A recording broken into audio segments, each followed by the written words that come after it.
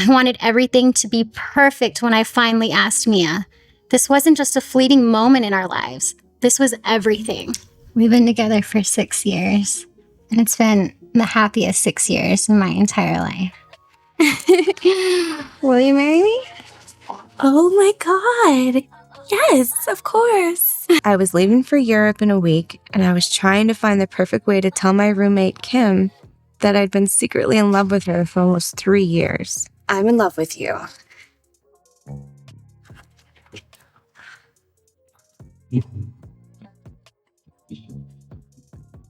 It was supposed to be a one-night stand, but as with most, my heart took over, and before I knew it, I'd fallen for her. What would you think if I asked you out? My parents would totally freak out.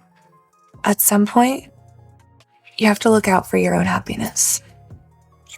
I knew the moment she walked out that door that the memory of what might have been would haunt me always. So in love with you. I know.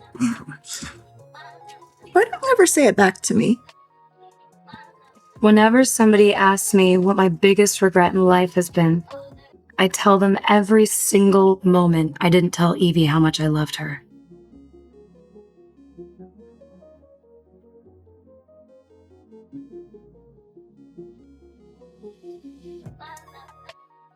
This first story of a lesbian romance begins not with the grandiosity of cinematic love, but with something far more intimate, the quiet perseverance of a woman determined to make a moment meaningful in an imperfect world.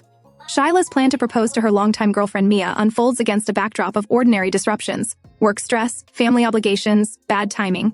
And yet within those interruptions lies the profound truth of queer love, that it has always existed within the margins, within the pauses between other people's priorities, and still manages to bloom anyway. The narrative situates Shyla's desire for perfection as both deeply relatable and deeply symbolic. For queer women, the dream of the perfect moment is often not just about romance, but about finally being allowed to live authentically in public without shame, without fear. When Shyla says she wants everything to be perfect before asking Mia to marry her, it reflects the internalized pressure so many LGBTQ+ people carry, to make their love not just real, be unquestionably good, beyond reproach, worthy of the legitimacy that the world has too long denied them. Yet the beauty of this scene lies in how life refuses to cooperate. Shyla loses her job, Mia's mother arrives unexpectedly, time slips away, and Shyla must face that love, no matter how deeply felt, will never wait for the right circumstances. Her realization that when you're in love, the timing is never right becomes a quiet act of liberation. An acknowledgement that authenticity begins when one stops seeking permission to exist. For women watching, especially queer women who have spent years negotiating the boundaries of visibility, this message resonates as both affirmation and release. Love, in this story, is not a polished performance but a lived truth that must survive an imperfection. The scene's power lies in its refusal to dramatize or sensationalize. Shyla and Mia's love is tender, domestic, unremarkable in the best possible way. It is the kind of relationship that queer audiences rarely see rendered without irony or fetishization, a love that doesn't need to explain itself. The fact that Shyla's proposal happens after setbacks, rather than in a moment of triumph, makes it even more meaningful.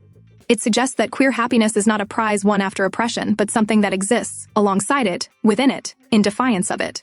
When Shyla finally asks, "Will you marry me?" she's not just proposing marriage, she's asserting presence. She's saying, in essence, we are here and we are worthy of forever. Mia's response, overjoyed, genuine, immediate, carries the emotional weight of recognition. Their exchange of vows isn't about grandeur, it's about affirmation. It's about being seen not as brave or controversial, but simply as two people in love. For lesbian viewers, the intimacy of this moment, the calmness of it, the ordinariness, feels like a quiet revolution. Too often, queer relationships are portrayed as either tragedy or spectacle. Here, love is a kind of peace, yet the story does not shy away from the fragility of that peace. The final words, "I'm sorry I didn't get to do this forever," turn joy into elegy, reminding us how fleeting even the most genuine love can feel when it exists under constant strain from external realities. That line resonates deeply with queer audiences because it encapsulates an ever-present truth, that for too long, LGBTQ+ love has been forced to live in borrowed spaces, in conditional safety, in temporary freedoms. It's a reminder of how precious each moment of visibility is, and how easily it can be taken away.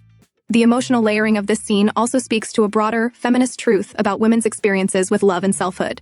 Shyla's fear of imperfect timing mirrors the societal conditioning that tells women to wait for the right moment, the right partner, the right version of themselves, before pursuing happiness. Her eventual decision to act anyway becomes a feminist act of defiance, reclaiming agency over her own emotional life. Mia, in turn, represents stability and acceptance. Her love is not loud, but it is constant, a sanctuary in a world that often denies women emotional safety. Together, they embody the balance so many women seek, the freedom to be vulnerable without being dismissed, and the strength to love without apology. What's particularly poignant about this story is how it captures the unspoken emotional terrain of queer relationships, the subtle negotiations of space, the quiet endurance of waiting for the world to catch up. The Supreme Court's mention, early in the scene, situates their love within a larger socio-political framework. They are now allowed to marry. Yet the tone of that revelation carries irony. Legal recognition, while monumental, does not erase the lingering fear of rejection or the internalized belief that queer love must constantly prove itself. The film smartly exposes this paradox. Even when the law changes, the emotional landscape takes longer to heal.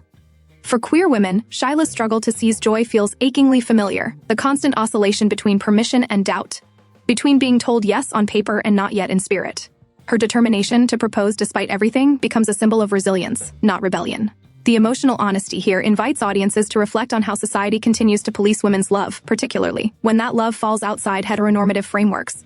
The discomfort that still surrounds lesbian intimacy, often masked as curiosity, moral panic, or fetishization, stems from the fact that it dismantles patriarchal narratives about what women's love should look like. When two women love each other, without reference to men, they create a language of connection that resists objectification. That is precisely what this scene celebrates: love as an autonomous force, not defined by who watches or approves.